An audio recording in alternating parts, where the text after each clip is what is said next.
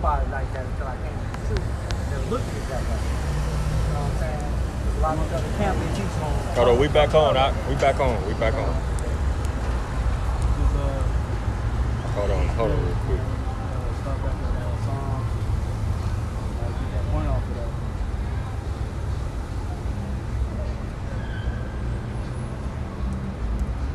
Let's see. Okay. B.A. Shalom, Yahawashi. He said we back in the game. Let's go. Like your technical difficulties dealing with this Texas heat and everything, man. It ain't no joke. But man, we're just going in on how, man, these people are worshiping these fake idols. They're committing fornication, you know, idol worship, and on all hands, man. They're believing in trusting in their enemy, and whatever they tell them and put before them, whatever piece of swine they put before them, they're chewing it up, you know, as they always have, man. Because the enemy's tactics and his way of existing is to defile the holy temple, the holy ones at the end of the day, man, which are the Israelites. Okay, so jumping back into Psalms 115, and we'll jump into 8 or 6, just to read down on it, some edification, right? Because we was going into how they worshiping these idols that don't talk, don't speak, don't walk, don't do anything, man. So they're worshiping dead things and wondering why their life is full of death. All right, you know, and you know, you go into death, man. That's transgression of the law. So you living a life full of sin at the end of the day. You got it, huh? This is Psalms 115, and I started 7.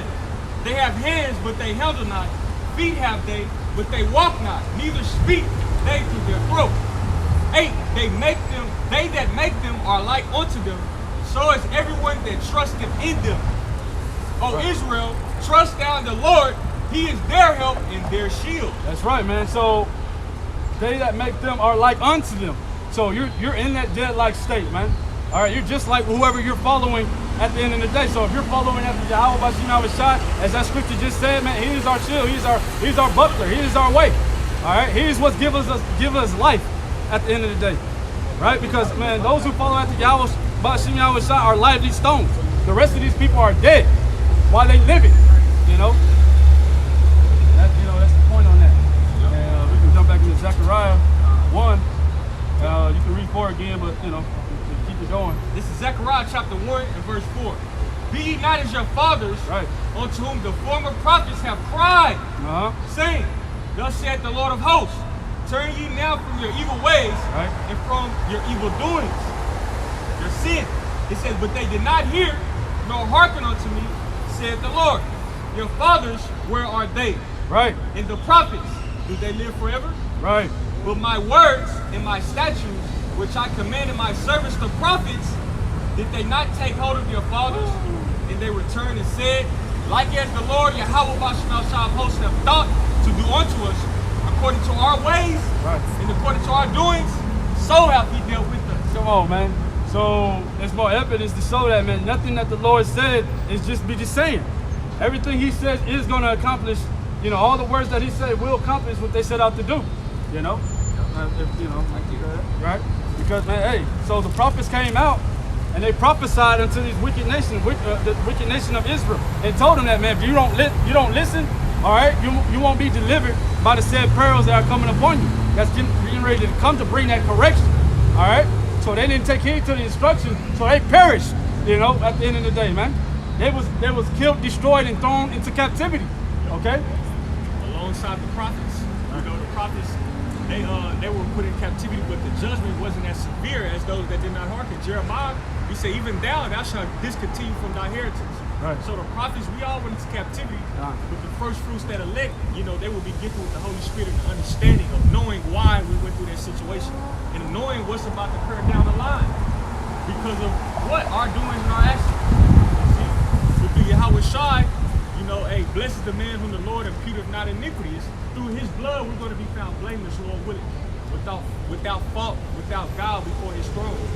You see? But it's Isaiah 34, getting what the brother quoted, in verse 16. The point is in 17. It says, seek out in the book of the Lord, Yahawaha Ba Yahawashi, and read. No one of these shall fail, the prophecies. None shall one her make, for my mouth it hath commanded, and his spirit hath gathered them. And he hath cast a lot for them, and his hand hath divided unto them by line. They shall possess it forever, from generation to generation shall they dwell therein. Right, man. So seek ye after this and read, man. None of these prophecies are gonna fail. All right, everything that we're saying, we're screaming, we're signing, crying, screaming, you know, compelling these people, telling them to get right. Compelling means threatening these individuals that the way of Esau, Edom, the way of this world, Babylon the Great, which is America, is false ways, man. They're only gonna lead to your destruction, okay? People say they have a love of God, love of the Bible and everything, but what the scriptures say, with their lips, they draw close to him, all right? But their hearts are far away from him, man. They're not willing to do to be a sacrifice as Yahawashi was, who is our true example, who is our shepherd, man. Yahawashi gave it all for us, man, and we're out to be following up after him. You know, not after our own ways or anybody else, okay? But only the true sheep of Yahawashi, the true shepherd, are going to be followed after Yahawashi, man. All right, that's it on the Zechariah.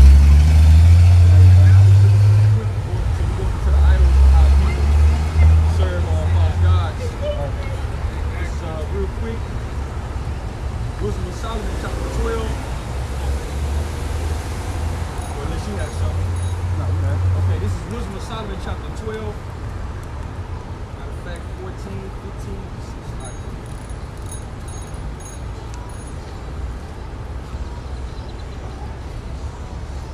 Well, I just quoted. It says, "For the devising of idols was the beginning of spiritual fornication."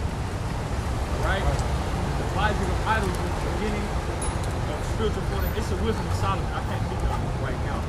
But right, that caused us to err and to be destroyed by the Lord. Right.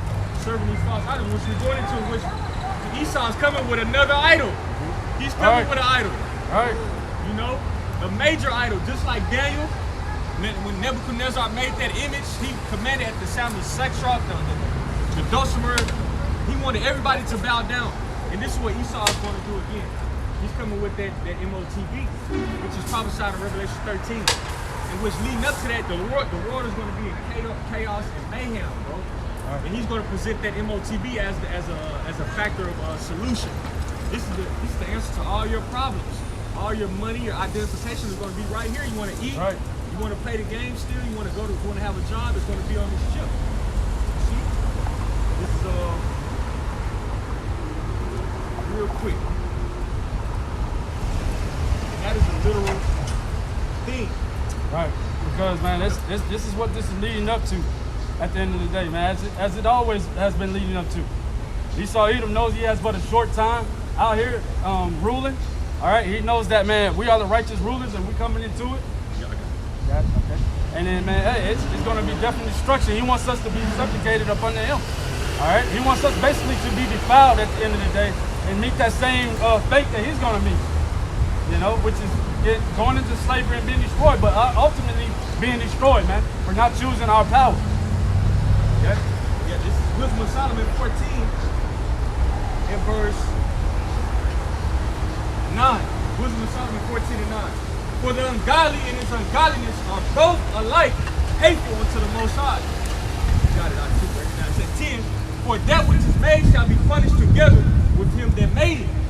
Therefore, even upon the idols of the Gentiles shall there be a visitation, because in the creature of the Most High they are becoming abomination and stumbling blocks to the souls of men, and a snare to the feet of the unwise. A snare, man. All right, to the sons of men who are Joshua, Israelites, man. All right, and you can't tell me that, man, that it's not a snare. You on Sundays, man, the damn Southern Baptist churches full to the T. Nothing but adultery. That's another sin that I wanted to go into. Nothing but adultery going on here, man. Men sleeping with other men's women and everything. Nothing but infidelity on a high basis here, man. Right? But that goes into their religion. Their religion is nothing but fornication. Okay? They're out here just sleeping and just having little type of affections, you know, going on because that's what their religion pushes. Okay? Christianity, the modern day Christianity inside these churches, man, are bullshit. Okay? There's nothing real about it, and it's a snare. They don't teach you about anything but godliness is gain. Okay? Oh, man, you so-called Northern Kingdom, you look to the Catholic priest where he's a goddamn pedophile. And playing with little boys and shit when he believes in Jesus. That's not the correct way, man. Right. All right? And y'all go there every Sunday and tell him to reveal all your secrets and write it down and put it in the box. Like he's some sort of priest or man of the Lord when he plays with little boys and converting the women in the church and doing all manner of wickedness, man. You know? Right. And 99% to 100% of these evangelicals are homosexuals, man. And how we know that? Because that's how you have to, that's how you get up inside of society here, man. You know, you have to take up Esau's ways. You have to hold on to something and get yourself, you know, knocked down, so to speak, man. You got to give a sacrifice on the way. Right. And then it's a blood sacrifice as well that has to be put into it. You know, to make that covenant with the devil out here. But man, we know that you're doing nothing but leading through this false religion and these idols, leading the sheep astray, as you always does, as it goes into in Jeremiah 23. You know, these false prophets are leading the sheep of Israel astray, man. All right. And if I may add to that point, it says the highest form of Satanism is taking a little boy and penetrating him. All right, and that's the norm in America. That's why they have the pedo, P-E-D-O-P-H-I-L-E. That's why those guys are being protected. You know, that's becoming a way of life. I forget the term of it, but they're making it acceptable for you know, men to desire little boys. Right. You know, you're ostracized and demonized when you speak against that. It's a term for it. I can't think of it right now. But this is some more Wisdom of Solomon 14. We go back where we had our Wisdom of Solomon 14 and 11. The point is in 12. It says, therefore, even upon the idols of the Gentiles shall there be a visitation, because in the creature of the Most High they are become an abomination and stumbling blocks to the souls of men, Right. and a snare to the feet of the unwise. For the devising of idols was the beginning of spiritual fornication, and the invention of them the corruption of life. For neither were they from the beginning, neither shall they be forever. Man. So man, that lying tongue, once again, is going to be put out, man. That lying tongue is but for a moment. All right, exalting all this fake vanity, this silver and gold, and it's but for a moment, man. All right, all this stuff is going to be destroyed. The scripture goes into how this stuff on this earth is going to rust away. All right, this stuff is all rusting away at this point, man. You see in the highest levels of so-called Christians leaving the church. Okay, the highest level of religion being boycotted and everything. They understand that they're preaching nothing but lies, man. The scriptures say righteousness, the ways of the Lord is going to be established here on earth. Okay? The righteousness of the Lord is going to be established on earth, and all the wickedness is going to be put out. All the wickedness that you see on the day-to-day, all this exalting, this proudness, this backwardness, perversiveness is going to be put off the face of this earth. And it's going to be put out through a process at the end of the day of destruction, a process of weeding out these individuals that put their trust in the Lord. The scriptures say, in that day, man, trust in those same things, okay, that you've been trusting in the whole entire time. Everything that you put your trust in, see if that's good enough to deliver you. This is 1 Peter 1 and 24. For all flesh is as grass, and all the glory of men is as the flower grass. The grass withereth, and the flower thereof falleth away.